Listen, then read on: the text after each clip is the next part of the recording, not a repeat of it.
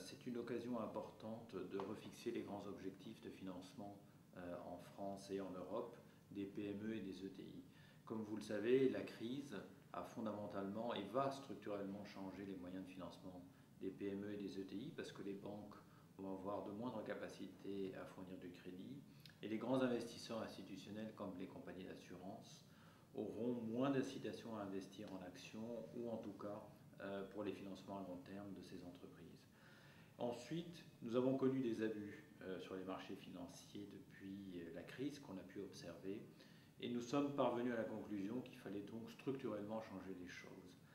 Et c'est pour ça que nous invitons à la création d'une bourse dédiée aux PME ETI large, forte, importante, où les acteurs des marchés, que ce soit les émetteurs de titres, que ce soit les investisseurs, que ce soit les intermédiaires, reviennent pour permettre à ce secteur de l'économie de se financer de manière efficace, à la fois à long terme sous forme d'actions, mais également sous forme d'obligations. Et on détaille un certain nombre de produits qui permettent justement aux chefs d'entreprise d'obtenir les financements sans nécessairement se poser des questions de contrôle tout de suite. Bref, toute une palette de services, de produits dédiés dans une bourse qui est conçue sur mesure pour eux, avec une gouvernance propre.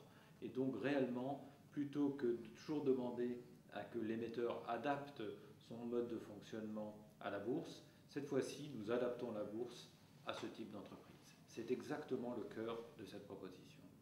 Donc un projet ambitieux qui prend acte des rapports Gianni Ramex, en quelque sorte. Il prend acte de ce rapport-là. Thierry Giamy et Gérard Ramex avaient sonné l'alarme sur le besoin d'adapter l'outil. Il y en avait eu d'autres avant. Giamy avait écrit un rapport avec Marc Lefebvre. J'en avais rédigé un moi-même sur la nécessité d'adapter le droit européen. Donc tout ça est une longue série de constats sur la nécessité d'adapter le cadre réglementaire, d'adapter l'approche de la régulation et de repenser l'outil boursier. Je pense que là maintenant, nous avons contribué maintenant à une solution d'avenir qui réponde à l'ensemble de ces questions.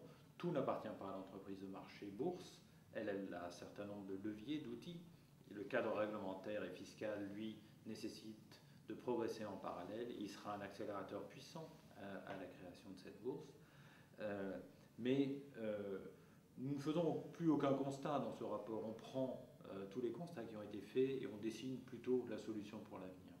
Comment les attirer, ces entrepreneurs qui souvent voient du mauvais œil le marché boursier? Mais je le comprends bien, puisque la bourse, depuis la crise, est devenue une source d'aléas. Les cours sont faibles et la réglementation est compliquée, mouvante et difficile à lire. Et donc il faut revenir aux fondamentaux. Nous voulons pas créer une plateforme de négociation supplémentaire ou un marché alternatif.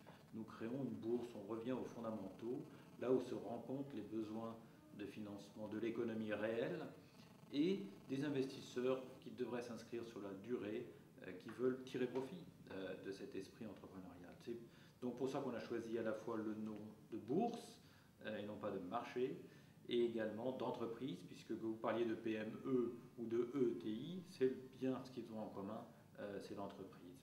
Donc voilà, on veut créer l'endroit où ceux qui ont en partage l'esprit d'entreprise se reconnaissent, se retrouvent, et les investisseurs puissent les comparer. Alors cela veut dire plusieurs choses, des services adaptés, des produits adaptés comme je le disais. On souhaite également que ces types d'entreprises soient mises à l'abri des dérives des marchés financiers que nous avons connus. Et notamment, nous avons conçu des tarifs incitatifs, mais également dissuasifs pour les pratiques financières qui ne répondent pas aux besoins de ces entreprises, comme le trading haute fréquence. Et sous une forme de tarification, on arrive à le rendre prohibitif et donc mettre à l'abri ces sociétés de ce type de pratique. Et donc un marché tourné vers l'économie réelle, enfin une bourse tournée vers l'économie réelle et non pas autre chose.